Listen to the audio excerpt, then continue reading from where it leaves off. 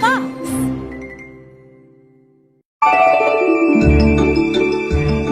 The Little Mermaid, Chapter 16, In the World of Air Spirits.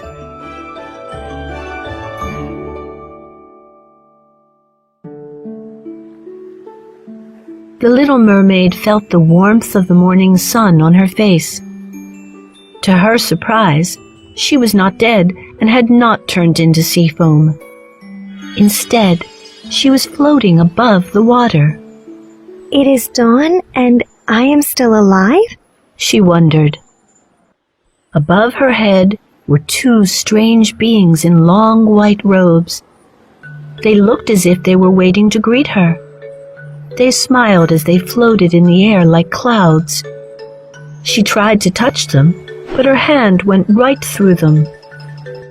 The little mermaid soon discovered that she was dressed in a robe too. Like them, she was also part of the air and floating like a cloud. Without thinking, she called out to them. Who are you? To her surprise, she heard her own voice. And it was just as beautiful as it had been before she gave it to the sea witch. We are the spirits of the air, one of them replied. We travel through the world doing good deeds. Why am I here with you? The little mermaid asked. Your loyalty to the prince and your sacrifice has raised you up to the world of air spirits. The other said. You are now one of us. The mermaid was curious. I need to know more. Do you live for 300 years like the sea folk? Do you have a soul like the humans? Here in our world, we also live for 300 years. But we can earn our souls. When we do, we live forever. I've always wanted a soul, said the mermaid. What must I do to deserve one? If you do many good deeds throughout your 300 years, you will get a soul, answered one of the air spirits. Exactly what is a good deed? Asked the little mermaid, now very interested.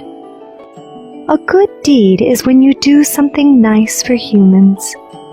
The spirits of the air watch over humans. We bring them food when they are hungry and clothes when they are cold. Sometimes we whisper good thoughts into their ears when they are sad. We try to help in any way we can. Pleased, the little mermaid looked down to the earth. She liked the idea of watching over the humans, whom she had learned to love. I finally have a chance to earn a soul, she said, laughing. The little mermaid's joy was so great that for the first time in her life, she began to cry. Her tears of happiness fell one by one into the sea below her. Then the little mermaid saw the grand ship. She could see that everyone on board was now awake. The prince and his bride were looking for her and calling out. After a while, they just gazed sadly out to sea. What has happened to my little companion? Wondered the prince. She was so faithful to me. The little mermaid blew him a kiss that turned into a white feather. Floating softly down, it brushed the prince's cheek. Then she blew another kiss to his bride. She wished them both well, her first good deed.